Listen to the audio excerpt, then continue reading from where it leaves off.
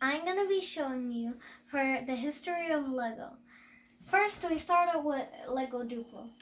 There is a lot of different type of colors of the blocks. You could have different structures or samples depending on the set.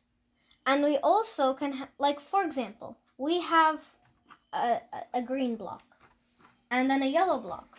We can make them together like a block, like a type of block by length. And you could have some unique things because these are common blocks and these are unique blocks, or yeah, like samples.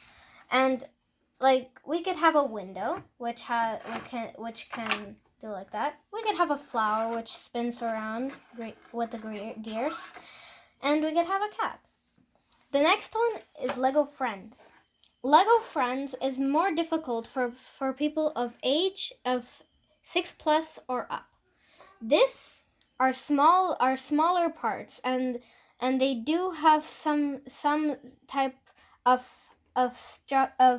structures that you could put together. It's kind of easy to put them together because the blocks are kind of are small, and you could fit them together.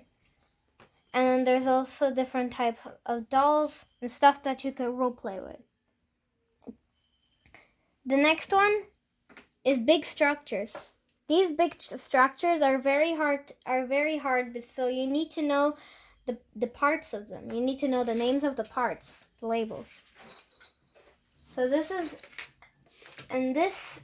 is a crane, for example. And this crane is much bigger than other of these two structures. That's because we needed to build all of this by knowing the parts of what they are. So then we could put them together, and then we can make the crane, for example. Over here we have support as well. You can't just make anything without support. You need to know the names of support. Now we have these samples that we have for you. This is a Technic beam 1x3 thick. One of the most useful, because one of the useful parts because it sticks together. It's most likely used in constructions which we need to connect.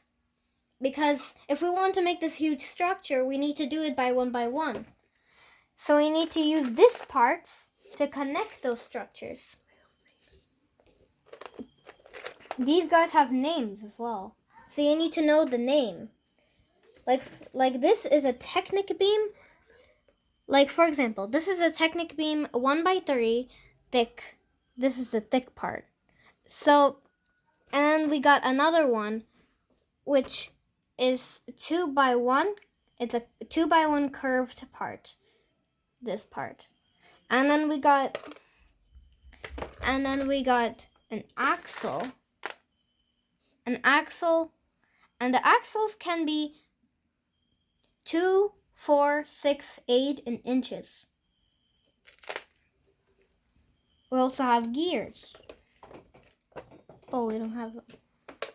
So we also have pin axles, which I forgot to tell you. And then these are gears.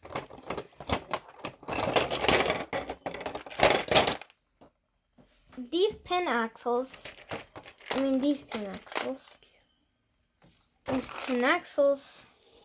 well, they're pretty much for connecting. They're connecting from these guys.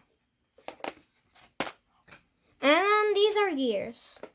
You can move a certain object, like from over here, you can move a certain object for a different direction. From a direction, if you want to do this, then, well, it looks difficult. But if you know how to use, but if you know the parts, then you know how to build it. Now we have organizing. Organizing the parts is very important, so you're organized and you know where your parts are to build.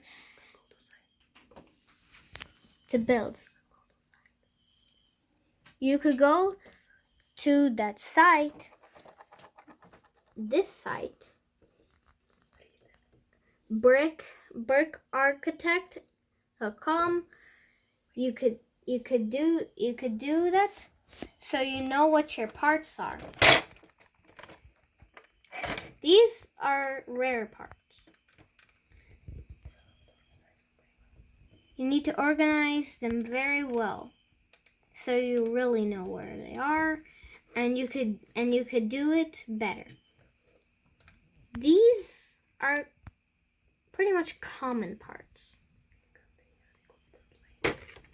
If you want to be really organized, you need to get one of these types of boxes, well, containers, and then you could get labels to put them on. You get labels and put them on, and put them on the boxes that have the parts to find easier. So that's all that we want to show today. I hope you enjoyed. Bye!